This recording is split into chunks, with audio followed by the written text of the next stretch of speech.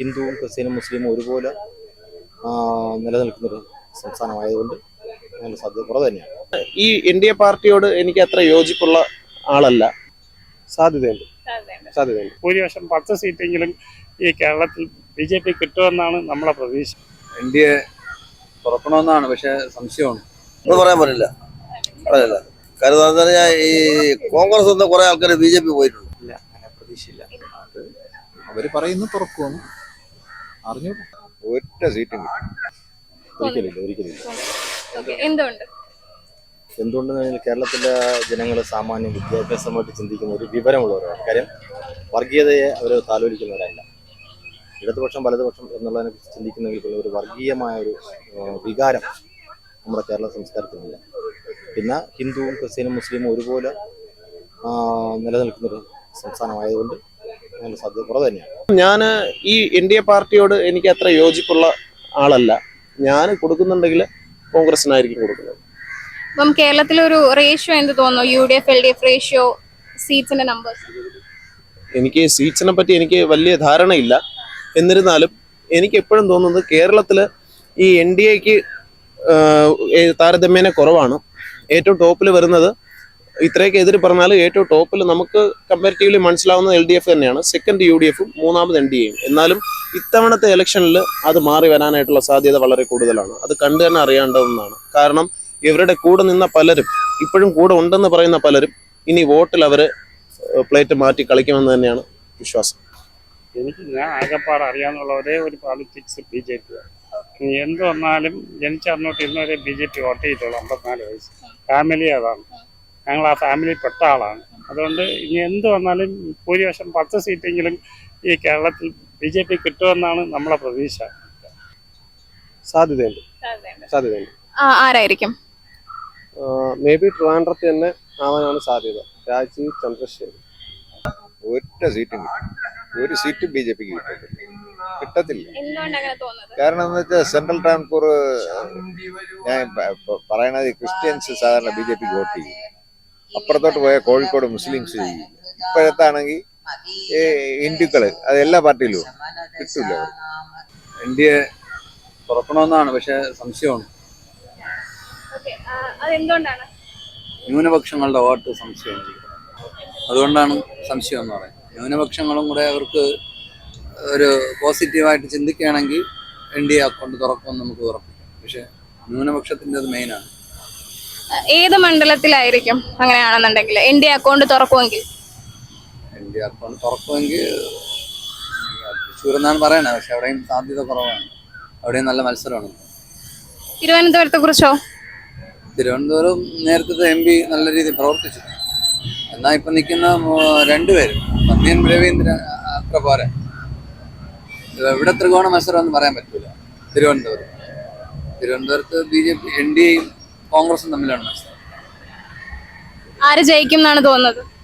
ഇവിടെയും കോൺഗ്രസ് ജയിക്കുള്ളൂ. പറയാൻ പറ്റില്ല. കാര്യം എന്താ പറഞ്ഞാൽ ഈ കോൺഗ്രസ് നിന്ന് കുറെ ആൾക്കാർ BJP പോയിട്ടുണ്ട്. പിന്നെ BJPയിലുള്ള പേരെ കൂടെ പോയിട്ടുണ്ടെന്ന് അറിയില്ല. അത് മുതൽ തന്നെ പറയില്ല. നിലവാരം LDFന് മാത്രം ഒരു ഉദ്ദേശം, ഒരു കണക്കൂട്ടില്ലാതാണ്. കാരണം ഈ രണ്ട് LDFും BJPക്കാരും കോൺഗ്രസ്സുകാരും ഒരു അലയൻസിന് എതിരാണ്. ഇത് പ്രശ്നങ്ങളും അവരങ്ങോട്ടും അവരിങ്ങോട്ടും നടന്നിരിക്കുകയാണ്. അപ്പം അതുകൊണ്ട് നമുക്കൊരു ഉറപ്പ് പറയാൻ പറ്റുന്നില്ല.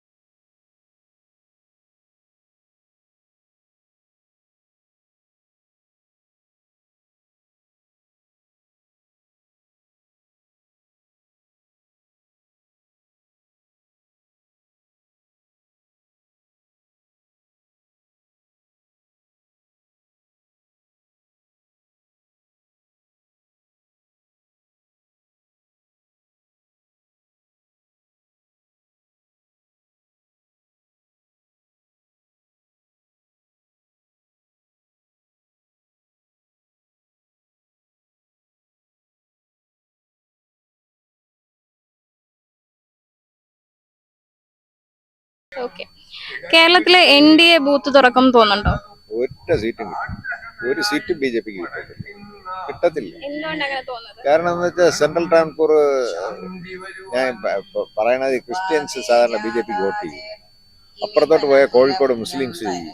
ഇപ്പോഴത്താണെങ്കിൽ ഹിന്ദുക്കള് അത് എല്ലാ പാർട്ടിയിലും കിട്ടില്ല. സോ തിരുവനന്തപുരത്ത് ബേസിക്കലി ഉള്ള ഒരു ട്രെൻഡ് എങ്ങനെയാണ് ഇപ്പം ഒരു കഴിഞ്ഞ അയാള് 1,00,000 എത്ര 10 രൂപ 5,000 2,000 വോട്ട് കുറവാണ്. ഇത്തവണ അതിന്റെ ഹാഫ് കൂടെ പിടിക്കും. കാരണം ഇവിടെ ഇംഗ്ലീഷ് പാർലമെന്റിൽ സംസാരിക്കാൻ കേരളത്തിൽ 2 പേരേ ഉള്ളൂ, ശശി തരൂർ ആൻഡ് NK പ്രേമചന്ദ്രൻ. നല്ല പോഷ് ഇംഗ്ലീഷ്. അത്രയും ഈ ഇങ്ങനെ സംസാരിക്കുമ്പോൾ തന്നെ ഈ പാർലമെന്റ് പിൻ ഡ്രോപ്പ് സൈലൻസ് ആണ്. ശശി തരൂരിന്റെ അത്ര ഇംഗ്ലീഷ് പറയാൻ അതിൽ ആരുമില്ല. പിന്നെ പ്രേമചന്ദ്രനും ഭയങ്കര മിടുക്കനും. നല്ലൊരു പാർലമെന്റ് അല്ലേ പ്രേമചന്ദ്രൻ. കഴിഞ്ഞ കൊല്ലത്തിന്റെ ഡബിള് ഇതിനും ചെയ്യും. ഞാൻ ഇവിടത്തേരനെ കൊല്ലത്തേരനല്ല എങ്കിലും പറയണേ, ഞാൻ ഈ റിട്ടയർ ചെയ്ത ആളാണ്. അതുകൊണ്ട് ഞാൻ എല്ലാം അനലൈസ് ചെയ്യും. BJPക്ക് കേരളത്തിൽ അക്കൗണ്ട് തുറക്കാൻ പറ്റൂല, കിട്ടൂല.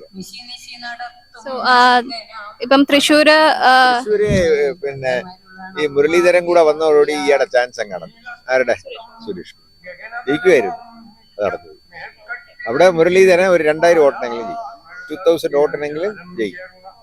കാരണം ഈ സുനിൽകുമാറിന് ആർക്കും ഇഷ്ടമല്ല. അയാൾ ഒരൊറ്റ കാരണമാണ്, ഇയാൾ ഇവിടെ മിനിസ്റ്ററി ആയിരിക്കുന്ന സമയത്ത് നിങ്ങൾ ഒരു കാര്യം ഓർക്കണം. കാരണം ഈ സ്വർണ്ണപ്പണയം ബാങ്കുകൾ കൊടുത്തോണ്ടിരുന്നു 4% പലിശ. ഇയാൾ ഓർഗ് ചെയ്ത് ബഹളം ഉണ്ടാക്കി അതിന് എല്ലാ നാഷണലൈസ്ഡ് ബാങ്കുകളും 9%. അയാൾ പറഞ്ഞ കാരണം എന്താണെന്ന് അറിയാം. ഇവിടുന്ന് സ്വർണം 4% എടുത്തിട്ട് ആളുകൾ കൊണ്ടുവന്ന് 7% വെളിയിൽ കൊടുക്കണം. വെളിയിൽ വേറെ ബാങ്കിലിടണം. FDക്ക് 8% ഇല്ലേ, 7% സീനിയർ സിറ്റിസൺ. അപ്പൊ ഈ എന്റെ ഭാര്യയ്ക്ക് കുറെ സ്വർണ്ണമുണ്ട്, അത് ലോക്കറി വെച്ചിരിക്കണം. എന്ത് പ്രയോജനം? അതുകൊണ്ട് അഗ്രികൾച്ചർ പർപ്പസിന് നാഷണലൈസ്ഡ് ബാങ്കിൽ പണയം വയ്ക്കും. 1,00,000 രൂപയ്ക്ക് 2,00,000 രൂപയ്ക്ക് 5,00,000 രൂപയ്ക്ക് വച്ചിട്ട് എന്ത് ചെയ്യുന്നറിയാ, സ്വർണവും സേഫ് ആയിരിക്കും.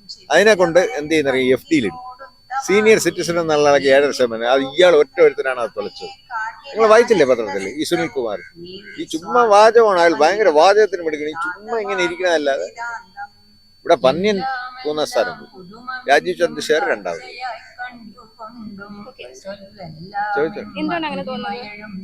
തോന്നുന്ന പണ്ട് പന്ന്യൻ ഇവിടുന്ന് ജയിച്ചു പോയി. ഇവിടെ കഴിഞ്ഞ കരുണാകരന്റെ കൂടെ ഡിക്ലീൻ, കരുണാകരൻ കൂടെ സപ്പോർട്ട് ചെയ്തിട്ടാണ് അന്ന് പന്ന്യൻ രവീന്ദ്രൻ ജയിച്ചത്. അവിടെ ചെന്നിട്ട് ഇയാൾ റെയിൽവേ സ്റ്റേഷനിൽ ഫസ്റ്റ് സമ്മേളനം കഴിഞ്ഞ് വന്ന പത്രക്കാർ ചോദിച്ചു എങ്ങനെയുണ്ട്. എന്ത് പറയും, ഞാൻ അവിടെ ചെന്നിട്ട് ഞാൻ ചെന്നപ്പോൾ ഒരുപാട് പേര് കൂടി ഒരു മുടി വളർത്തിയ ഒരു മന്നൻ വന്നിരിക്കുന്നു. എനിക്ക് അവിടെ ഒന്നും സംസാരിക്കില്ല. ഞാൻ വിചാരിച്ച ഒന്നും ചെയ്യാനും പറ്റില്ല. ഇപ്പൊ ശശി ഈ NDA പറഞ്ഞുകൊണ്ട് കിടക്കുന്നത് എന്താണെന്നറിയാം. ഈ കോൺഗ്രസ് ശശി തരൂർ ജയിച്ചാൽ എന്ത് ചെയ്യും, ഞാൻ ജയിച്ചു കഴിഞ്ഞാലേ വല്ലതും ചെയ്യാൻ പറ്റൂ രാജീവ് ചന്ദ്രശേഖർ. അപ്പം ഈ ശശി തരൂർ ജയിച്ചു കഴിഞ്ഞാൽ വേറെ മണ്ഡലത്തിലുള്ള വികസനത്തിലുള്ള കാശൊന്നും ഇവർ കൊടുക്കില്ല. അല്ല, ഞാൻ അറിഞ്ഞൂടെ തന്നെ ചോദിക്കുകയാണ്. അതുപോലെ തന്നെ ഈ ആളുകൾക്ക് ഇവിടെ കേരളത്തിലുള്ളവർക്കുണ്ട് വലിയ ഡിസ്പ്ലഷർ ഉണ്ട്. ഈ മോഡി കൊണ്ട് ചെങ്കോലും ഒക്കെ കൂടെ അവിടെ കൊണ്ട് സ്ഥാപിച്ചു സന്യാസി എന്ന് പാർലമെന്റ് എല്ലാവർക്കും ഉള്ളതല്ലേ. അതുപോലെ ഈ കേജ്രിവാളിനെ എന്തിനാണ് ഇപ്പോഴും അറസ്റ്റ് ചെയ്തത്? ഒരു കാര്യമില്ല. അത് മാപ്പ് സാക്ഷി ആയവന് 30 കോടി രൂപ കൊടുത്തിട്ടാണ് ഇയാൾ അക്യൂസ്ഡ് ആക്കിയത്. മാപ്പ് സാക്ഷി, ഇയാൾക്കെതിരായിട്ട് മാപ്പ് സാക്ഷിയായ ഒരാളെ ഞാൻ എല്ലാ പത്രം വായിക്കണോണ്ട് പറയാൻ, don't take it in other vase. അയാൾ മാപ്പ് സാക്ഷിയാക്കിയിട്ട് ഇയാളെ ഒരു തെളിവുമില്ല. മാപ്പ് സാക്ഷിയാക്കിയവന്റെ തെളിവ് മാത്രമേ ഉള്ളൂ. എന്തിനാണ്? കാരണം അവിടെ 7 സീറ്റുണ്ട് ഡൽഹിയിൽ. കാരണം കഴിഞ്ഞോണ BJPക്ക് 7 സീറ്റ് കിട്ടിയിരുന്നു അല്ലേ? അല്ല, എത്ര സീറ്റാണെന്ന് എനിക്ക് ഓർമ്മയില്ല. അപ്പൊ ഇത്തവണ വേറൊരു കാര്യം തിരിഞ്ഞു വരുമെന്നുള്ളതുകൊണ്ട് കോൺഗ്രസിന് 3ഉം മറ്റവർക്ക് 4ഉമാണ് ആപ്പില്. അത് കിട്ടുമെന്നുള്ള ഇവർക്കറിയാം. ആർക്കറിയാം? NDAക്ക് അറിയാം. അതുകൊണ്ടാണ് ഇതിങ്ങനെ ചെയ്യുന്നത്. ഇപ്പം ഈ കേജ്രിവാൾ ഇഷ്യൂ ആണെന്നുണ്ടെങ്കിലും ഇലക്ട്രൽ ബോണ്ട് ആണെന്നുണ്ടെങ്കിലും അത് മോദിയെ സാരമായിട്ട് ബാധിക്കും തോന്നുന്നു. തീർച്ചയായിട്ടും ബാധിക്കും. കാരണം സുപ്രീം കോർട്ട് എന്ന് പറഞ്ഞ ഒരു കോർട്ട് ഇവിടെ ഇല്ലെങ്കിൽ ഇതൊക്കെ വെളി വരുമോ? അതുപോലെ തന്നെ ഈ കോൺഗ്രസിന്റെ ഈ ഫ്രീസ് ചെയ്തത് ഈ അക്കൗണ്ട് എന്തിനാ ഫ്രീസ് ചെയ്തത്? അവര് മോട്ടിച്ചതൊന്നുമല്ലല്ലോ, ആളുകളെ നിന്ന് പിരിച്ച പൈസയല്ലേ. ആ ഇലക്ഷന് ഇവരെ ഫ്രീസ് ചെയ്യണം. ഇവരെ അക്കൗണ്ട് ഫ്രീസ് ചെയ്തത് തന്നെ NDAയുടെ ഈ ഒരുപാട് സ്വല്പം കൂടിപ്പോയി കേട്ടോ. നമ്മളെ ഈ നോർത്ത് ഇന്ത്യയിലൊക്കെ മോഡിക്ക് കിട്ടുമായിരിക്കും, കേരളത്തിലൊന്നും കിട്ടൂല. പിന്നെ വേറൊരു കാര്യം എന്ന് വെച്ചാൽ ഇങ്ങേരുടെ പരിപാടി എങ്ങനെയാന്ന് വെച്ചാൽ ഇവിടെ ഒരു പാർട്ടിയെ പാടുള്ളൂ. അയാൾ പറയണ എന്താണെന്ന്, കോൺഗ്രസ് മുക്ത ഭാരതം. ഇവിടെ എല്ലാ പാർട്ടികളും വേണ്ടേ? ഇവിടെ കോൺഗ്രസ് വേണം, മുസ്ലിം വേണം, CPI വേണം, CPM വേണം. CPMന്റെ കാര്യം അതൊക്കെ 15 സീറ്റ് അവർക്ക് കിട്ടാൻ പോണില്ല. അവരുടെ നാഷണൽ പാർട്ടി പോകും. കാരണം ഇവിടെ തന്നെ ഇന്നിപ്പോ ഒരു ലേറ്റസ്റ്റ് ന്യൂസ് വന്നു. ഞാൻ ഇപ്പൊ കേട്ടിട്ട് വരാം. ഇപ്പൊ ഇത് കേട്ടോണ്ടിരിക്കുകയാണ്. ഞാൻ പിന്നെ ഓഫ് ചെയ്ത്. ഇപ്പൊ മറ്റേ ഇയാളുണ്ടല്ലോ NDA സ്ഥാനാർത്ഥി ട്രിവാൻഡ്രത്ത്, അങ്ങേര് മറ്റേ മരിച്ച സിദ്ധാർത്ഥന്റെ വീട്ടില് അവിടെ മറ്റേ പൂക്കോട് വെറ്റിനറി അവിടെ ചെന്നപ്പം CBI എൻക്വയറിക്ക് വിട്ടു, പക്ഷെ ഫയൽ പോയിട്ടില്ല. അയാളെ സെൻട്രൽ ഗവൺമെന്റ് വിളിച്ചു വെച്ചോ ഫയൽ ഇതുവരെ വന്നിട്ടില്ല. എന്നിട്ട് എന്ത് ചെയ്യുന്നറിയാമോ, ഈ പിള്ളേരെ പുറത്തെടുത്ത കേസ് വൈസ് ചാൻസലർ ആർബിട്രറി ആയിട്ട് വിഡ്രോ ചെയ്തു.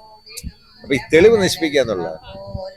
അപ്പൊ അങ്ങനെ പറഞ്ഞേ ഇത് ഇയാളെ പ്ലീസ് ചെയ്യിക്കാൻ വേണ്ടി, ആ പയ്യന്റെ അച്ഛനെ പ്ലീസ് ചെയ്യിക്കാൻ വേണ്ടി പറഞ്ഞതാണ്. പക്ഷെ ഫയലൊന്നും പോയിട്ടില്ല CBI എൻക്വയറി. ഇപ്പൊ തന്നെ ഈ മോഡിയുടെ ഡബിൾ റോള് എല്ലാവർക്കും മനസ്സിലായി. കേരളത്തിലുള്ള ജനങ്ങള് അക്ഷരാഭ്യാസം ഇല്ലാത്തവനും ദിവസം ഈ കൂലിവേലക്കാരും ഒരു 5 പത്രം വായിക്കും. വളരെ സെൻസിറ്റീവാണ്. പണ്ട് വീട്ടിൽ TV ഒക്കെ വെച്ച ആളുകളെല്ലാം ശ്രദ്ധിക്കുകയാണ്. ഞാൻ അത് തന്നെ പറഞ്ഞുകൊണ്ടിരിക്കുന്നത്. ഇപ്പൊ ഇലക്ഷൻ ഓഫീസുകൾ ഉദ്ഘാടനം ചെയ്തു, ശാസ്തമംഗലം, വെള്ളയമ്പലം, അവിടെ ഇവിടെ. അപ്പൊ ഞാൻ ഇങ്ങോട്ട് പോകുമ്പോൾ ഇങ്ങനെ നോക്കും, ഓരോ ഓഫീസിലും ആളില്ല. ആളുകൾ വേണം നീ 1500 വന്നാൽ ഇറങ്ങാന്ന് പറഞ്ഞു. പിന്നെ കുറെ ആൾക്കാരുണ്ട്, എല്ലാ പാർട്ടിയിലും ഉണ്ട്, കോൺഗ്രസിലും ഉണ്ട്, CPI യിലും. അവരാണ് ഈ വാൾ പോസ്റ്റ് ഒക്കെ ഇട്ടിരിക്കുന്നത് 4-5. ബാക്കിയുള്ളവർ പൈസ കൊടുത്താലേ പോകുള്ളൂ 1500 രൂപ. കാരണം നീയൊക്കെ വാങ്ങിച്ചെടുക്കുകയില്ല. ഇപ്പൊ നീയൊക്കെ ജയിച്ചിട്ട് എന്ത് ചെയ്യേ? പണ്ട് രാഷ്ട്രീയക്കാരെ കൂടെ നടന്നു കഴിഞ്ഞിരുന്ന ഈ പാവപ്പെട്ടവർക്ക് ക്വാളിഫൈഡ് ആയിട്ടുള്ള ഒരു ജോലിയൊക്കെ ചെയ്യും. ഇപ്പൊ ഒന്നും കൊടുക്കില്ല. മാർക്സിസ്റ്റ് പാർട്ടിക്കാർക്ക് അവരുടെ ആൾക്കാർക്ക് മാത്രമേ കൊടുക്കൂ. എന്താണ് കാണിക്കണേ? ഇപ്പൊ വൈസ് ചാൻസലറുടെ സെർച്ച് കമ്മിറ്റിയിൽ കണ്ടില്ലേ, കേരള യൂണിവേഴ്സിറ്റിയിൽ ബിന്ദു കയറി VC അധ്യക്ഷ വഹിക്കേണ്ട സ്ഥാനത്ത് അവര് നേരത്തെ അരമണിക്കൂറിന് മുമ്പ് അവരെ അധ്യക്ഷ പദവി എടുത്തിട്ട് അവര് അങ്ങ് തീരുമാനം അങ്ങ് എടുക്കുക. ഈ ആളുകളെല്ലാം വളരെ ശ്രദ്ധിക്കുകയല്ലേ, ഇവിടെ എന്ത് തോന്നിവാസം കാണിക്കാന്ന്. ഇപ്പൊ തന്നെ മോഡിയുടെ ഡബിൾ റോൾ അല്ലേ, അരവിന്ദ് കെജ്രിവാളിനെ പിടിക്കും, ഇയാളെ പിടിക്കാത്തത്. അല്ല, നിങ്ങളൊരു പത്രപ്രവർത്തനല്ലേ, ജസ്റ്റ് ഇമാജിൻ. കാരണം ഇവിടെ മറ്റേ ലൈഫ് മിഷൻ കോഴ്സ്, മറ്റേ ചെമ്പ് പാത്രം. പിന്നെ വേറൊരു കാര്യമുണ്ട്, നിങ്ങൾ വളരെ ശ്രദ്ധിച്ചോന്ന് അറിഞ്ഞൂടാ, നിങ്ങൾ പത്രപ്രവർത്തനമായതുകൊണ്ട് പറയുന്നത്. അൽ മുക്താർ ജ്വല്ലറി എന്ന് പറഞ്ഞ ജ്വല്ലറി ഉണ്ട്, അതിന്റെ പത്രപരസ്യം കണ്ടു. അൽ മുക്താർ ജ്വല്ലറി പണിക്കൂലി സൗജന്യം എന്നൊക്കെ പറഞ്ഞ് പത്രത്തിൽ കിടക്കണം. അഡ്വർടൈസ്മെന്റ് 1 ലക്ഷം 5 ലക്ഷം രൂപ 4 ലക്ഷം രൂപയാണ് ആ ഫ്രണ്ട് പേജ് വരുന്നത്. അങ്ങനെ മലയാള മനോരമ, മാതൃഭൂമി, ദിനത്തന്തി, മാതൃഭൂമി, മലയാള മനോരമ, കേരളഭൂമി എല്ലാത്തിലും കൊടുത്തു. ഇയാളുടെ പ്രധാന ബിസിനസ് എന്തായിരുന്നു? ചാലയിൽ എബ്രാഹിം സൺസിന്റെ അപ്പുറത്ത് മറ്റേ വാട്ടിക്കോൾഡ് മറ്റേ പർദ്ദ വിൽക്കുന്ന സ്ഥലത്തായിരുന്നു. അയാളെ ഇപ്പൊ ഇൻകം ടാക്സ് പിടിച്ചു സെൻട്രൽ ഗവൺമെന്റ് 1.5 മാസത്തിനുണ്ട്. പേപ്പറിലൊക്കെ വലിയ ന്യൂസ് ആയിരുന്നു. പിന്നെ ഒരു ന്യൂസും ഇല്ല. അയാളെ പൈസ കൊടുത്തത്. അയാളിപ്പോ തൈവാനിൽ പോയി PhD കൂടെ എടുത്തു. ഡോക്ടർ അൽ മുക്താർ എന്നാണ് പറയുന്നത്. ഇതെല്ലാം അഡ്ജസ്റ്റ്മെന്റ് ആണ്.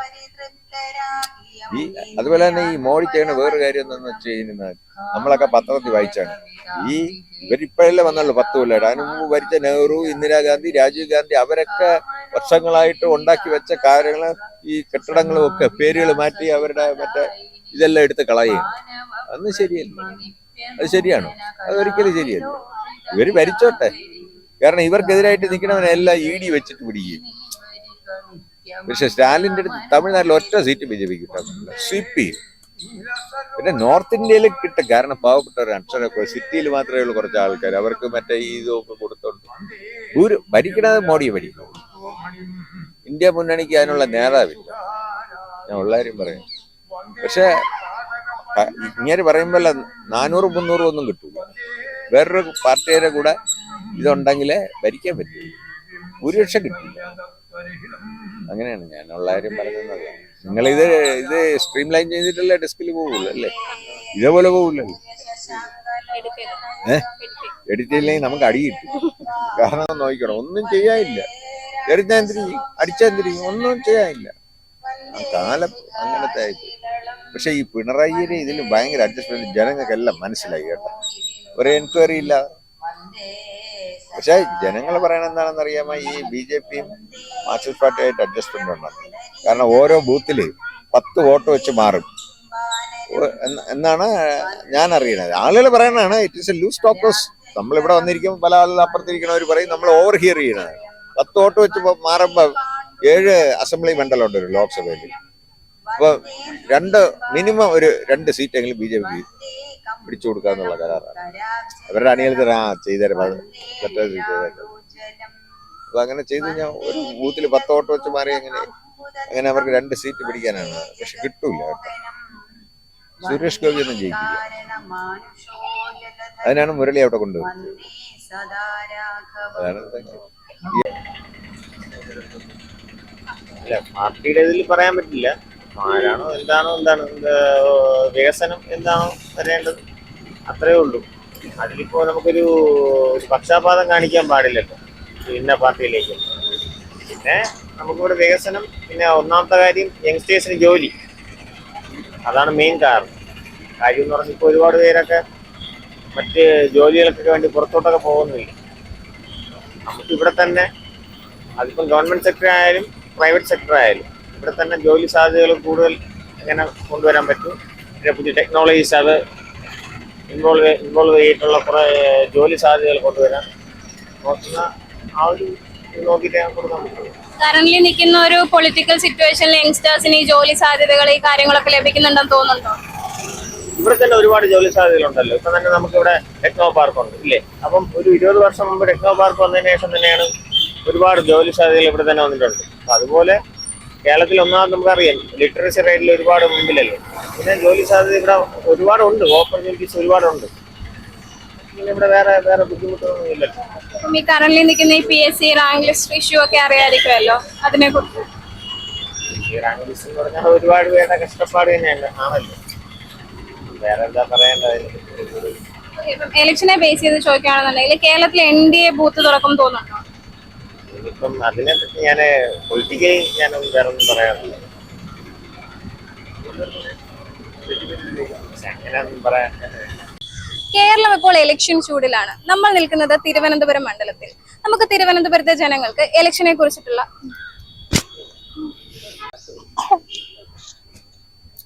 കേരളം ഇപ്പോൾ ഇലക്ഷൻ ചൂടിലാണ്.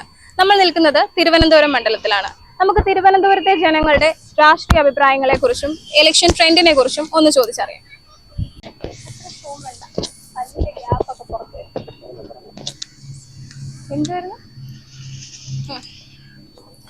കേരളം ഇപ്പോൾ ഇലക്ഷൻ ചൂടിലാണ്. നമ്മൾ നിൽക്കുന്നത് തിരുവനന്തപുരം മണ്ഡലത്തിൽ. നമുക്ക് തിരുവനന്തപുരത്തെ ജനങ്ങളുടെ രാഷ്ട്രീയ അഭിപ്രായങ്ങളെ കുറിച്ചും ഇപ്പോഴുള്ള ഇലക്ഷൻ ട്രെൻഡിനെ കുറിച്ചും ഒന്ന് കേൾക്കാം. തുറക്കും തോന്നുന്നുണ്ടോ? One seat. ഓക്കെ, എന്തുകൊണ്ട്? സാധ്യത.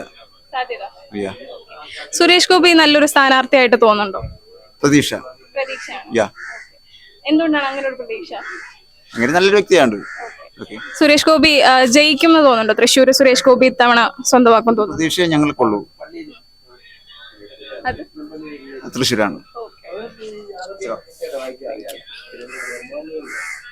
തിരുവനന്തപുരത്ത് ഇപ്പൊ ഒരു ത്രികോണ മത്സരമാണല്ലോ നടക്കുന്നത്. അപ്പം തിരുവനന്തപുരത്ത് ബേസിക്കലി എല്ലാവരും ഒരു വോട്ട് ചെയ്യുന്ന രീതി അല്ലാന്നുണ്ടെങ്കിൽ തിരുവനന്തപുരത്തെ ജനങ്ങൾ ഈ ഒരു ഇലക്ഷനെ കാണുന്ന ഒരു രീതി എങ്ങനെയാണെന്ന് പറയാം.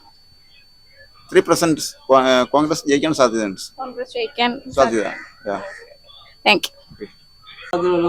ഞാൻ ഒരു പിച്ചക്കാരന് വലിയ 101 കറിയും കുട്ടി ഭക്ഷണം കഴിക്കുന്നതിന്റെ കാര്യം പറഞ്ഞാൽ എനിക്കറിയാം. തിരഞ്ഞെടുപ്പിൽ പൈസ ഉണ്ടെങ്കിലേ നിൽക്കാൻ ഒക്കുള്ളൂ. എന്നെ പോലെ ഒരുത്തരം നിൽക്കാൻ ഒക്കില്ല. അതുകൊണ്ട് നമുക്ക് കണ്ണു കാണാൻ പറ്റാത്ത സ്ഥാനമാണ്. അതുകൊണ്ട് നമുക്ക് അതിനെ കുറിച്ച് വലിയ താല്പര്യമൊന്നുമില്ല. എന്റെ ഊരേ അല്ല, ഞാൻ വിദേശിയാണ്. ഫ്രഞ്ചാണ് എന്റെ സ്ഥലം.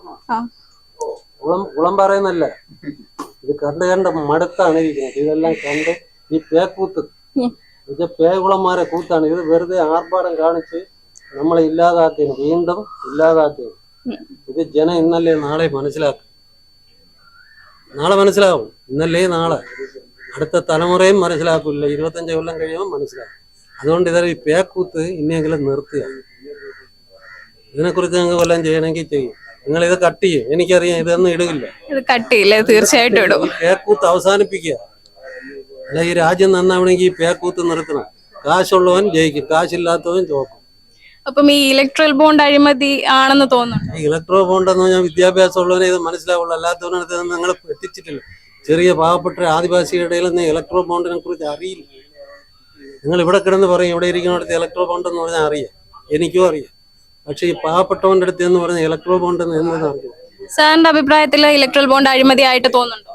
അഴിമതി അല്ലാതെ ഇവിടെ പാർട്ടി ഓരോ മാർക്സിസ്റ്റ് പാർട്ടി ചെയ്യുന്നത് ഓരോ ബ്രാഞ്ച് ചെയ്യുന്ന 10,000 രൂപ പിരിക്കും. അപ്പൊ 10,000 ബ്രാഞ്ച് കമ്മിറ്റിയുണ്ട്. അപ്പൊ ഇലക്ഷനുള്ള ഫണ്ട് അവർ ഒരു ദിവസം കൊണ്ട് ഉണ്ടാക്കും. അതേപോലെ ഉണ്ടാക്കണം. ജനത്തിന്റെ 5 രൂപ 10 രൂപ വാങ്ങിക്കണം. അല്ലാതെ ഈ വലിയ മുതലാളിമാരെ വാങ്ങിച്ചാൽ അവൻ എന്തെങ്കിലും ആദായം ഉണ്ടെങ്കിൽ അവൻ കൊടുക്കുള്ളൂ.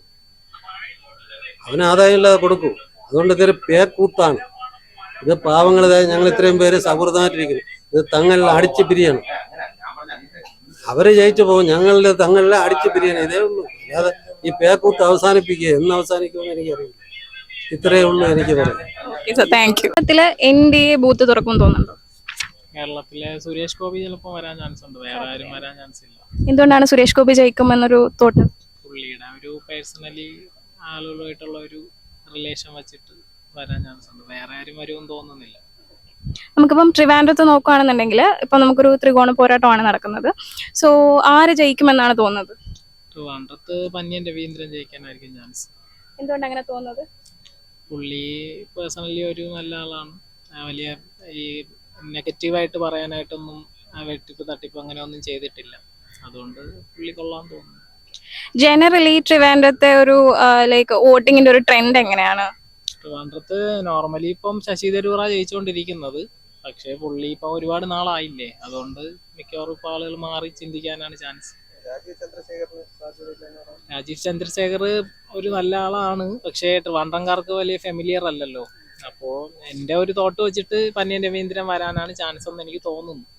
അറിയില്ല, ഒരു ത്രികോണ മത്സരമല്ലേ, അപ്പോൾ പന്ന്യൻ രവീന്ദ്രനെ എന്ന് പറഞ്ഞാൽ കറക്റ്റഡ് ആയിട്ടുള്ള അങ്ങനെ വേറെ വിഷയമൊന്നും ഉള്ള ആളല്ലല്ലോ, അതുകൊണ്ട് ചിലപ്പോൾ വരാൻ ചാൻസ് ഉണ്ട്.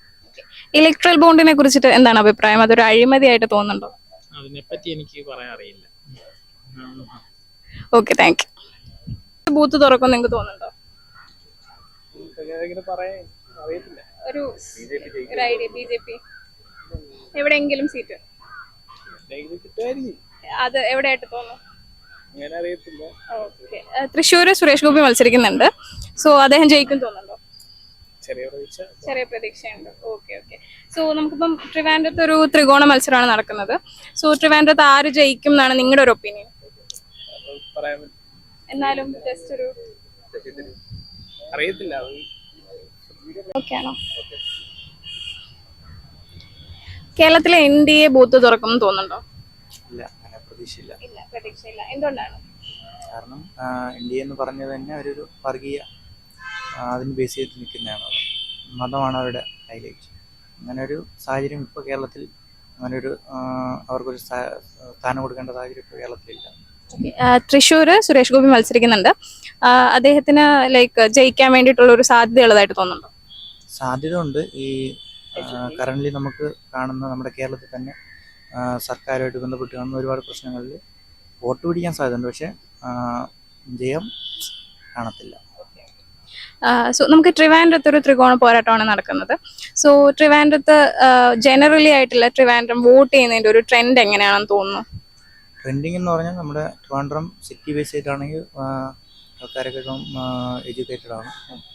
നോക്കിക്കഴിഞ്ഞാൽ ശശി തരൂരാണ് നമ്മുടെ പാർലമെൻറ്റിൽ ട്രിവാൻഡ്രം ബേസ് ചെയ്തിട്ട് കേരളത്തിന് വേണ്ടി സംസാരിക്കുന്ന ഒരു ആൾ. അപ്പം പുള്ളിക്ക് തന്നെയാണ് സാധ്യത കൂടുതൽ. പന്ന്യൻ നല്ലൊരു സ്ഥാനാർത്ഥിയായിട്ട് തോന്നില്ലേ? അതെ അതെ, പുള്ളി എന്ന് പറഞ്ഞാൽ നല്ലൊരു ജനങ്ങൾക്ക് വേണ്ടി പ്രവർത്തിക്കുന്ന, ജനങ്ങളുടെ ഇടയിൽ നിൽക്കുന്ന ഒരു നേതാവാണ്. എന്നാലും സാധ്യത തരൂരിനാണ് ഇത്രയും ദിവസം അങ്ങനെ ആയതുകൊണ്ട്. രാജീവ് ചന്ദ്രശേഖർ എത്രത്തോളം സ്ട്രോങ് ആയിട്ടുള്ള ഒരു സ്ഥാനാർത്ഥിയായിട്ട് തോന്നുന്നു? പുള്ളിയെക്കുറിച്ച് എനിക്ക് അങ്ങനെ അറിയില്ല, എന്നാലും മന്ത്രിസഭയിലൊക്കെ ഭയങ്കര നല്ല ഹോൾഡുള്ള ആളാണെന്ന് തോന്നുന്നു. പക്ഷേ തിരുവനന്തപുരംകാരങ്ങനെ പുള്ളി ഏറ്റെടുക്കും തോന്നുന്നില്ല. സോ ഇലക്ട്രൽ ബോണ്ടിനെ കുറിച്ചൊക്കെ അറിയാമായിരിക്കുമല്ലോ, അതൊരു അഴിമതിയായിട്ട് തോന്നുന്നുണ്ടോ? ഇല്ല, അതിനെക്കുറിച്ച് ഞാൻ കേട്ടിട്ടില്ല, ശ്രദ്ധിച്ചിട്ടില്ല. Okay, thank you. കേരളത്തിൽ NDA ബൂത്ത് തുറക്കും തോന്നുന്നുണ്ടോ? അവർ പറയുന്നു തുറക്കുമെന്ന്, അറിഞ്ഞു തുറക്കാൻ ചാൻസ്, ചിലപ്പം ചാൻസ് കാണില്ല. അങ്ങനെ ആണെന്നുണ്ടെങ്കിൽ തന്നെ ഏത് സ്ഥാനാർത്ഥി ആയിരിക്കും? അല്ല, അത് പൊതുവെ അവർ പറയുന്ന രണ്ട് സ്ഥാനാർത്ഥിയാണ്, തിരുവനന്തപുരം തൃശ്ശൂരുമാണ്. തുറക്കുന്നതിന് എവിടെയായിരിക്കും? സുരേഷ് ഗോപി എത്രത്തോളം സ്ട്രോങ് ആയിട്ടുള്ള ഒരു സ്ഥാനാർത്ഥിയായിട്ട് തോന്നുന്നുണ്ട്? സുരേഷ് ഗോപി സ്ട്രോങ് സ്ഥാനാർത്ഥിയാണ്, കാരണം അദ്ദേഹത്തിന് പാർട്ടിക്ക് അതീതമായി നല്ല വോട്ട് കിട്ടാൻ സാധ്യതയുള്ള സ്ഥാനാർത്ഥിയാണ്. എല്ലാവരും കാരണം പുള്ളി ഒരു MP ആവാതെ തന്നെ കുറേ കാര്യങ്ങൾ ചെയ്തിട്ടുണ്ട്. പക്ഷെ പുള്ളിക്ക് കുറച്ച് മറ്റേ എതിർ കക്ഷികളെ എങ്ങനെ വോട്ട് ചെയ്യുന്നുണ്ട്, നല്ലൊരു സ്ഥാനാർത്ഥിയാണ്. ട്രിവാൻഡ്രത്തിന്റെ ബേസിക്കലി ഒരു വോട്ടിംഗ് ട്രെൻഡ് എങ്ങനെയാണ്? ട്രിവാൻഡ്രം പൊതുവെ ഈ നഗര കേന്ദ്രീകൃതമായിട്ടാണ് BJPക്ക് അനുകൂലം, ഈ അല്ലാതെ ഗ്രാമകേന്ദ്രീകൃതം ബാക്കി കോൺഗ്രസിന് അനുകൂലമാണ്. അപ്പോൾ അതനുസരിച്ചാണ് ട്രെൻഡിങ് കിട്ടുന്നത്. രാജീവ് ചന്ദ്രശേഖർ നല്ല സ്ഥാനാർത്ഥിയാണ്, പിന്നെ ഒരു കേന്ദ്രമന്ത്രിയാണ്. മെയിനായിട്ട് എനിക്ക് തോന്നുന്നത് രാജീവ് ചന്ദ്രശേഖരും ശശി തരൂരും കൂടെയാണ് ട്രിവാൻഡ്രത്ത് മത്സരിക്കുന്നതെന്ന് വിചാരിക്കും. തൃശ്ശൂരാകുമ്പോൾ 3 പേരും ഒരുമിച്ച്, അവിടെ 3 ത്രികോണമാണ്, ഇവിടെ രാജീവ് ചന്ദ്രശേഖരും ശശി തരൂരും. ട്രിവാൻഡ്രത്തില് പന്ന്യൻ രവീന്ദ്രൻ സ്ട്രോങ് അല്ലേ? അല്ല, 3ാം സ്ഥാനത്ത് പോകും. കാരണം കഴിഞ്ഞ 2 തെരഞ്ഞെടുപ്പിലും CPI LDF സ്ഥാനാർത്ഥി 3ാം സ്ഥാനത്താണല്ലോ. ആയിരിക്കും 3ാം സ്ഥാനത്ത് പോകാനാണ് ചാൻസ്. ഇവർ തമ്മിലായിരിക്കും മത്സരം കൂടുതലെന്നാണ് എനിക്ക് തോന്നുന്നത്. അതിൻ്റെ ഒരു ഒപ്പീനിയനാണ്. സോ ഈ ഇലക്ട്രൽ ബോണ്ടിനെ കുറിച്ച് കേട്ടിട്ടുണ്ടായിരിക്കുമല്ലോ, അപ്പം അതൊരു അഴിമതിയായിട്ട് തോന്നുന്നുണ്ടോ? എല്ലാ പാർട്ടികളും വാങ്ങിക്കുകയല്ലേ. ഇപ്പം അഴിമതി എന്ന് ചോദിച്ചാൽ അവരെ ഫണ്ടിന് വേണ്ടി വാങ്ങിക്കുന്നു. എല്ലാ പാർട്ടികളും ഇലക്ട്രൽ ബോണ്ട് SBI വഴിയല്ലേ വാങ്ങി കൊടുത്തേക്കുന്നത്. ഇപ്പം മറ്റേ നമ്മളെ SBI സുപ്രീം കോടതിയിൽ കുറേ കൊടുത്തിട്ടുണ്ട്. അതിൽ ഏറ്റവും കൂടുതൽ വാങ്ങിച്ചിട്ടുള്ളത് BJP ആണ്. ഭരിക്കുന്ന പാർട്ടിക്ക് ഏറ്റവും കൂടുതൽ കിട്ടും, ഭരണം ഇല്ലാത്തവർക്ക് കുറച്ച് കിട്ടും. അങ്ങനെ അതുകൊണ്ടാണ് അഴിമതി എന്ന് ചോദിച്ചാൽ എല്ലാ പാർട്ടികളും വാങ്ങിക്കുന്നുണ്ട്. അതിന്റെ സത്യാവസ്ഥ നമുക്ക് അറിഞ്ഞോളല്ലോ എന്താണെന്നുള്ളത്. ഓക്കെ, ഇപ്പൊ ഈ ഒരു ഇലക്ട്രൽ ബോണ്ട് ആണെന്നുണ്ടെങ്കിലും കേജ്രിവാൾ ഇഷ്യൂ ആണെന്നുണ്ടെങ്കിലും അത് സെൻട്രലില് മോദിനെ അഫക്ട് ചെയ്യാൻ വേണ്ടിയിട്ട് സാധ്യതയുണ്ട്. അത് കേരളത്തിലെ പ്രശ്നം വരുള്ളൂ. സെൻട്രലിൽ എനിക്ക് തോന്നുന്നത് ബാക്കി നമ്മളെ നോർത്ത് ഇന്ത്യ വരുമ്പോൾ അത് BJPക്ക് അനുകൂലമായിട്ട് വരാനായിരിക്കും കൂടുതൽ ചാൻസ്. നമ്മളെ സൗത്ത് ഇന്ത്യയിൽ അത് കാരണം ബേസിക്കലി സൗത്ത് ഇന്ത്യയിൽ BJPക്ക് അധികം വോട്ട് ഷെയർ ഇല്ലല്ലോ. കൂടുതലും നോർത്ത് ഇന്ത്യയിൽ അവരെ പ്രധാന ആയുധം അതാണ്. ഇവർ കേജ്രിവാൾ എന്ന് പറഞ്ഞാൽ ഒരു നല്ലൊരു ഹൈപ്പ് ഉണ്ടാക്കി അവിടെ ഡൽഹി ഭരിച്ച ആളാണ്. അപ്പം ഡൽഹിയിൽ ആ 7 സീറ്റും CPI ആയിരിക്കും BJPയുടെ ഉദ്ദേശം. അതുകൊണ്ടാണ് കേജ്രിവാൾ ഇഷ്യൂ അവർ കൊണ്ടുവന്നത്. പിന്നെ കേജ്രിവാൾ തെറ്റ് ചെയ്തിട്ടുണ്ടോ ഇല്ലയോ എന്ന് നമുക്ക് അറിഞ്ഞുകൂടാ. കാരണം വേറെ കേസ് എന്ന് പറഞ്ഞാൽ ഡൽഹി ഉപമുഖ്യമന്ത്രിയാണെങ്കിൽ 1 വർഷം കൊണ്ട് ജയിലിലാണ് ഈ കേസിൽ. ഇതുവരെയും ജാമ്യം കൊടുത്തിട്ടില്ല. അതിനെക്കുറിച്ച് അറിഞ്ഞൂടെ എന്തൊക്കെയാണെന്ന്. കേജ്രിവാൾ ഇപ്പം സുപ്രീം കോടതി തന്നെ ഇപ്പം ഒരാഴ്ച റിമാൻഡിൽ കൊടുത്തേക്കാണ്. അതൊക്കെ നമുക്ക് അറിയാം. ഇനി എന്തൊക്കെയാണ് വരുമോ ഇല്ല എന്നുള്ള അറിഞ്ഞൂടാ. പക്ഷെ ഇത് BJP അതിന് അവർക്ക് വോട്ട് കിട്ടാൻ വേണ്ടി അവർ പറയുന്ന 400+ സീറ്റ് കിട്ടുമെന്നാണ്. അപ്പോൾ അവർ അതിനു വേണ്ടി അവർ ചെയ്യും. അവർ ED ഉപയോഗിക്കുക തന്നെയാണ്, അതില്ലെന്നൊന്നും പറയുന്നില്ല. ED ഉപയോഗിക്കുകയാണ്. പിന്നെ ചെയ്തിട്ടുണ്ടോ ഇല്ലയോ എന്നൊക്കെ പറഞ്ഞാൽ നമുക്കറിഞ്ഞൂടാ. ഇനി സത്യം പുറത്ത് വന്നാലേ അറിയാം. കേജ്രിവാളിന്റെ അറസ്റ്റ് AAP അറസ്റ്റ് ചെയ്യുമെന്നാണ് എനിക്ക് തോന്നുന്നത്. ഇലക്ഷനിൽ ആ പാർട്ടി കാരണം കേജ്രിവാൾ എന്ന് പറഞ്ഞാൽ ആ ഒരു അഴിമതി വിരുദ്ധ മുഖമായിട്ടല്ലേ വന്നിരിക്കുന്നത്. അത് നമ്മളെ ഇടയ്ക്ക് നമ്മളെ ആ ലോക്പാൽ വിഷയത്തിൽ അണ്ണാ ഹസാരെയായിട്ടുള്ള ഇഷ്യൂ വന്നിട്ട് അണ്ണാ ഹസാരെ തന്നെ ഇപ്പോൾ ഇടയ്ക്ക് ഒരു പ്രസ്താവന നടത്തിയിട്ടുള്ളത് കേജ്രിവാളിന്റെ പ്രവൃത്തിയിൽ ചെയ്ത പ്രശ്നം കൊണ്ടാണ് എന്നാണ് അണ്ണാ ഹസാരെ പറഞ്ഞിട്ടുള്ളത്. അപ്പോൾ അത് ഡൽഹിയിൽ അഫക്ട് ചെയ്യുമെന്നാണ് എനിക്ക് തോന്നുന്നത്. കേരളത്തില് NDA ബൂത്ത് തുറക്കും തോന്നുന്നുണ്ടോ? ഞാൻ ആകെപ്പാട് അറിയാന്നുള്ള ഒരേ ഒരു പോളിറ്റിക്സ് BJP. എന്ത് വന്നാലും ജനിച്ചറിഞ്ഞോട്ട് ഇന്നുവരെ BJP വോട്ട് ചെയ്തിട്ടുള്ളൂ. 54 വയസ്സ് ഫാമിലി അതാണ്. ഞങ്ങൾ ആ ഫാമിലിയിൽ പെട്ട ആളാണ്. അതുകൊണ്ട് ഇനി എന്ത് വന്നാലും ഭൂരിപക്ഷം 10 സീറ്റെങ്കിലും ഈ കേരളത്തിൽ BJP കിട്ടുമെന്നാണ് നമ്മളെ പ്രതീക്ഷ. സോ തൃശ്ശൂർ സുരേഷ് ഗോപി സാർ നിൽക്കുന്നുണ്ട്. സുരേഷ് ഗോപി എൻ്റെ ഒരു കൂടപ്പറയെ പോലെയാണ്. ഞങ്ങളൊരു ഫിലിമിലെല്ലാം ഉണ്ടായിരുന്ന ആളാണ്. ഇത് മഞ്ഞുകാലം, അമ്മായി ഇതൊക്കെ എൻ്റെ ചേർത്തതാണ്. അതിലും സുരേഷ് ഗോപി ആയിരുന്നു, ഉർവശിയായിരുന്നൊക്കെ റോള്. അവിടെ സുരേഷ് ഗോപി നമ്മളൊരു കുടുംബാംഗം പോലെയാണ് ഞങ്ങൾ സ്നേഹം. അതുപോലെ നമ്മളെ കരുണാകരൻ സാറിൻ്റെ എന്ന് പറഞ്ഞാൽ നമുക്ക് ഏറ്റവും വേണ്ടപ്പെട്ട ഒരു മുഖ്യമന്ത്രിയായിരുന്നു. നമ്മൾ ആരെടുത്തും വരുമല്ല. ഇപ്പം ഇരിക്കുന്ന മുഖ്യമന്ത്രി നല്ല കാര്യങ്ങളൊന്നും ചെയ്യാത്തതുകൊണ്ടുള്ള കുഴപ്പമുള്ളൂ. ബാക്കിയൊന്നും കേരളത്തിൽ നമുക്ക് പറയാനില്ല. കാര്യം അത്രയും നല്ല കാര്യങ്ങൾ വേണം. മനുഷ്യശാശി മനസ്സടങ്ങണം. ഞാൻ മലയാളിയല്ല, അതുകൊണ്ട് മലയാളം തെറ്റി പറയും. എൻ്റെ മാതൃഭാഷ കന്നഡയാണ്. കന്നഡ വേണമെങ്കിൽ പറയാം. അല്ല, കന്നഡ ആണെങ്കിൽ അറിയാം. റിപ്പീറ്റ് നമ്മൾ കന്നഡ കൂടുതൽ പറയാതെ. ഓക്കെ, ഇപ്പം തിരുവനന്തപുരത്ത് നല്ലൊരു ത്രികോണ മത്സരമാണ് നടക്കുന്നത്. സോ ട്രിവാൻഡ്രത്ത് BJP വരും എന്ന് തോന്നുന്നുണ്ട്. ഉറപ്പാണ്. 10 സീറ്റെങ്കിലും ഞങ്ങൾ കേരളത്തിൽ കിട്ടിയിരിക്കുമെന്നാണ് നമ്മൾ ഉറപ്പ്. 10 കിട്ടണം എന്നാണ് നമ്മൾ ദൈവത്തിനോട് ഭഗവാനോട് പ്രാർത്ഥിക്കുന്നത്. സോ ട്രിവാൻഡ്രത്ത് ഒരു വോട്ടിംഗ് ട്രെൻഡ് എങ്ങനെയാണെന്നാണ് സാറിന്റെ ഒരു അഭിപ്രായം? അതിന് ഇപ്പം ഒന്നും പറയാൻ പറ്റില്ല. അത് കഴിയുന്നവരെ ആരൊക്കെ ഒന്നും നമുക്ക് പറയാൻ പറ്റാത്ത ഒരു കണ്ടീഷനാണ് ഇപ്പോഴത്തെ പോക്ക്. ഈ കാണുന്ന സമയം വരെ എല്ലാവരും ഈ പറഞ്ഞ നമ്മളെ വീട്ടിൽ തന്നെ 5 പേരുണ്ടെങ്കിൽ ചെയ്യാന്ന് പറഞ്ഞാൽ അവിടെ ചെന്ന് കുത്തനായതെന്ന് അറിയാൻ പറ്റും. ഇപ്പൊ സൗകര്യം എന്നാ ഇരിക്കുന്നത്. നിങ്ങളാണെങ്കിൽ അമ്മ ചെയ്യുന്ന അതൊക്കെ ആവട്ടെ. ഇപ്പൊ എൻ്റെ വീട്ടിൽ തന്നെ പണ്ടൊക്കെ എന്ന് പറഞ്ഞാൽ എൻ്റെ കുഞ്ഞമ്മ ഒരു പാർട്ടിയിലായിരുന്നു, ചിറ്റപ്പ ഒരു പാർട്ടിയിലായിരുന്നു എന്നാ പറഞ്ഞു. ഞങ്ങളെല്ലാം തുടക്കം തൊട്ട് എൻ്റെ ഈ 64 വയസ്സാകുമ്പോൾ 63 വയസ്സിൽ എന്നെ 60 കാലം തൊട്ട് ഇതുവരെ BJP അല്ലെങ്കിൽ കരുണാകരൻ സാറിന് ഇങ്ങനെ കുറെ പാർട്ടിയുടെ പേര് മനസ്സിൽ പാറില്ല. അവരെ വിട്ട് നമുക്ക് ചെയ്യാൻ പറ്റൂല. ജയിക്കും എന്നുള്ള 99% അല്ല 100% ഉറപ്പാണ്. എന്തുകൊണ്ടാണ് സാറിന് അങ്ങനെ പ്രവൃത്തി? പുള്ളി ഒരു ക്വാളിഫൈഡ് ആണ്, നല്ല വിദ്യാഭ്യാസമുള്ള ഒരാളാണ്. ഞാൻ 3-4 ദിവസം വാട്സപ്പിൽ കണ്ടതാണ്. അങ്ങേര് ഡീൽ ചെയ്ത ഒരു പെരുമാറ്റം, ഒരു വണ്ടി ട്രെയിനിൽ യാത്ര ചെയ്യുമ്പോൾ ഒരു കൊച്ചിന് ഒരു ലാപ്ടോപ്പ് വേണമെന്ന് പറഞ്ഞ് അമ്മയുടെ പറഞ്ഞിട്ടുണ്ടെങ്കിൽ ആ കഷ്ടം കണ്ടത് വീട്ടിൽ എത്തിച്ചു കൊടുത്തു. അതൊക്കെ ഏറ്റവും വലിയൊരു പുണ്യമാണ്. ഒരു കുഞ്ഞിന് ജീവിതത്തിൽ എഡ്യൂക്കേഷൻ എന്ന് പറഞ്ഞാൽ അത്ര എളുപ്പമല്ല നമുക്ക്. അതൊക്കെയാണ് ഇതിനകത്തുള്ള മെയിൻ കാരണങ്ങൾ. നമ്മളെ കൊണ്ട് കഴിയുന്ന ഒരു കുഞ്ഞ് പഠിച്ചു വരാണ്, ഒരു അമ്മ റോഡ് ഇരിക്കുമ്പോൾ ആഹാരമെല്ലാം വാങ്ങിച്ചു കൊടുക്കാന്, ഒരു അനാഥത്തിൽ കൊണ്ടുവന്ന് 10 പേർക്ക് ആഹാരം കൊടുക്കാന്, അതൊക്കെ നമ്മളുടെ ഏറ്റവും വലിയൊരു പുണ്യമാണ്. മുഖ്യമന്ത്രി ചെയ്തില്ലേ, ഞാൻ ചെയ്തില്ലേ, അച്ഛൻ ചെയ്തില്ല, നമ്മളെ കൊണ്ട് ചെയ്യാൻ കഴിയുകയും ചെയ്യുക. ഇപ്പോൾ മോളൊന്നും എൻ്റെ പറഞ്ഞത് ഇത്രയും പറയാൻ പറ്റുമോ? ഞാൻ പറയാത്ത ഞാൻ മലയാളം അറിഞ്ഞോളാത്തതായിട്ട് ഇത്രയും സംസാരിക്കുന്നു. ഞാൻ കർണാടകയിൽ ജനിച്ചു വന്ന് പഠിച്ചത്. തൃശ്ശൂരിൽ പുള്ളിയെ കഴിഞ്ഞാൽ ആരും ഇല്ലെന്നല്ല പത്മനാഭ സംസാരിക്കുന്ന ഞാൻ കേട്ടല്ലേ.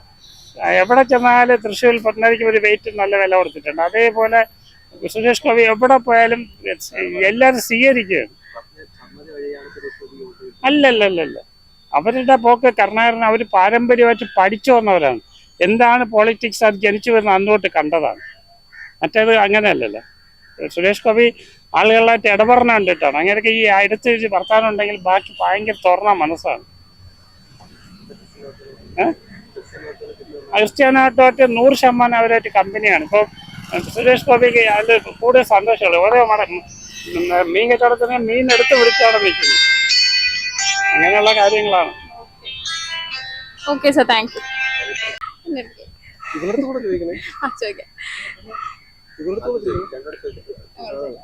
കേരളത്തിൽ NDA ബൂത്ത് തുറക്കും തോന്നുന്നുണ്ടോ? സാധ്യതയുണ്ട്. ആരായിരിക്കും? മേ ബി ട്രിവാൻഡ്രത്ത് തന്നെ ആവാനാണ് സാധ്യത. രാജീവ് ചന്ദ്രശേഖർ. തൃശ്ശൂർ സുരേഷ് ഗോപി മത്സരിക്കുന്നുണ്ട്, അദ്ദേഹം ജയിക്കും തോന്നുന്നുണ്ടോ? ഇപ്രാവശ്യം തൃശ്ശൂർ എടുക്കാൻ സാധിക്കട്ടെ. പേഴ്സണലി പുള്ളി ഭയങ്കര ഇഷ്ടമാണ്. രാഷ്ട്രീയം എന്ന് വെച്ചാൽ ഈ രാഷ്ട്രീയത്തിന് വരുന്നവരെ പുള്ളി കുറെ ഹെൽപ്പിംഗ് മെന്റാലിറ്റിയും കാര്യങ്ങളൊക്കെ ഉണ്ടായിരുന്നു. ഇതിൽ ഇനിയിപ്പോൾ എങ്ങനെയാണെന്ന് അറിയില്ല. ആരിപ്പോൾ എന്ത് നോക്കിയാലും പുള്ളിയെ രാഷ്ട്രീയമായിട്ട് വൽക്കരിക്കുന്നത് കൊണ്ട് പറയാൻ പറ്റില്ല. കുറച്ച് പുള്ളി പേഴ്സണലായിട്ടില്ല, പക്ഷേ കുറച്ചവരുടെ അറിവനുസരിച്ച് കേട്ടിട്ടുള്ളത് വെച്ചിട്ട് സാധ്യതയുണ്ട്. ബാക്കി രണ്ടുപേരും അറിയാം. അപ്പം അതുകൊണ്ട് ട്രിവാൻഡ്രത്തിന്റെ ഒരു വോട്ടിംഗ് ട്രെൻഡ് എങ്ങനെയാണെന്ന് തോന്നുന്നു? പൊതുവെ ഏറ്റവും കൂടുതൽ ചാൻസ് കൂടുതൽ ഇപ്പോഴും ശശി തരൂർ സാറിന് തന്നെയാണ്. കാരണം ആരടുത്ത് നോക്കിക്കഴിഞ്ഞാലും പുള്ളി അങ്ങനെ നെഗറ്റീവ് ആക്കാൻ ഇവിടെ ഇല്ലെന്നേ ഉള്ളൂ. ഇനി 5 വർഷം കാണില്ല. അതിപ്പോൾ ആരും ഇലക്ഷൻ കഴിഞ്ഞാലും കാണില്ലല്ലോ. 5 വർഷത്തേക്ക് നോക്കണ്ട.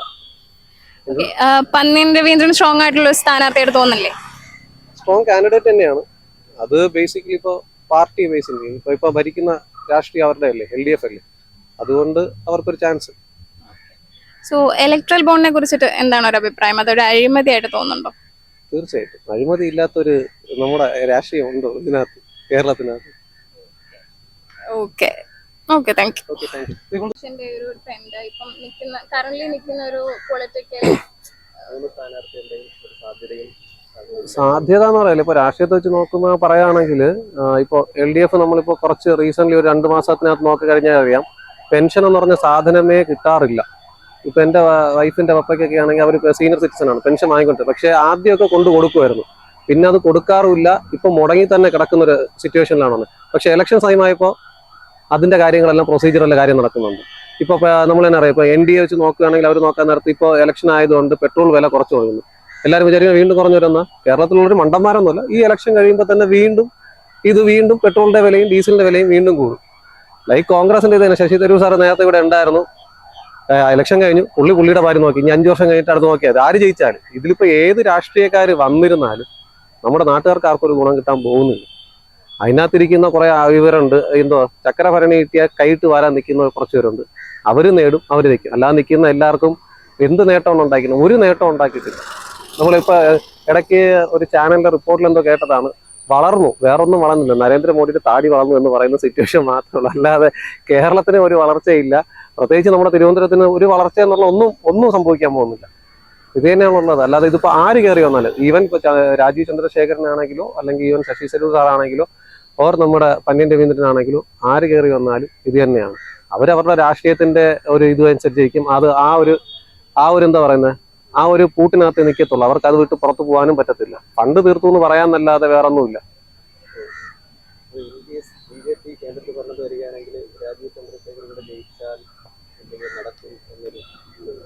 BJP തന്നെ ആയിരിക്കും വീണ്ടും കേന്ദ്രത്തിൽ വരാൻ സാധ്യത കൂടുതൽ. പക്ഷെ അതിലിപ്പോ രാജീവ് ചന്ദ്രശേഖരന് മന്ത്രിസ്ഥാനം കിട്ടുമോ ഇല്ലെന്ന് അറിയില്ല. കാരണം കഴിഞ്ഞ പ്രാവശ്യം BJP വന്നിട്ട് ഇവിടെ സുരേഷ് ഗോപി നിന്ന് തോറ്റു. എന്നിട്ടും അവർ രണ്ടുപേരും കേന്ദ്രമന്ത്രി ആക്കിയില്ല. സുരേഷ് ഗോപി അതേപോലെ തന്നെ മുരളീധരൻ ഇവർ രണ്ടുപേരും ആക്കിയില്ല, മന്ത്രിയാക്കില്ല. അതുപോലെ മേ ബി സാധ്യത ഉണ്ടാവാം. പക്ഷെ അല്ലാതെ ഇടയ്ക്കൊരു ഇത് കണ്ടതെന്ന് പറഞ്ഞാൽ നമ്മുടെ ഈ വെള്ളറുടെ ഭാഗത്ത് ഇപ്പോൾ ഒരു കുരിശുമല ഈ പറയുന്ന ഇപ്പോൾ ഈ ആഴ്ചയാണ് പാഷൻ വീക്ക് എന്ന് പറഞ്ഞത്. അതിൻ്റെ ഒരു പോസ്റ്റർ വെച്ച് അതിൻ്റെ ഒരു ഫ്ലെക്സ് വെച്ചിരുന്ന ബോർഡിനെ ഇവരെടുത്ത് മാറ്റിയിട്ട് ഇതൊക്കെ എടുത്ത് വെച്ചായിരുന്നു. എന്ന് വെച്ചാൽ ഒരു മത തീവ്രവാദം പോലെ സംഭവങ്ങളൊക്കെ പോയായിരുന്നു. അതിനോടൊന്നും വലിയ പോസിറ്റീവ് ഇല്ല, നെഗറ്റീവാണ് എനിക്ക് അതിനോടൊക്കെ പറയാനുള്ളത്. അത്രേ ഉള്ളൂ. വയനാട്ടിലെ രാഹുൽ ഗാന്ധിക്കെതിരെ കെ സുരേന്ദ്രൻ മത്സരിക്കുന്നതിനെ കുറിച്ച് എന്താ അഭിപ്രായം? മത്സരിക്കാം, പക്ഷെ പുള്ളി പുഷ്പം പോലും ജയിക്കും. അത് കഴിഞ്ഞ വർഷം നമുക്ക് കാണിച്ചു തന്നതാണ്.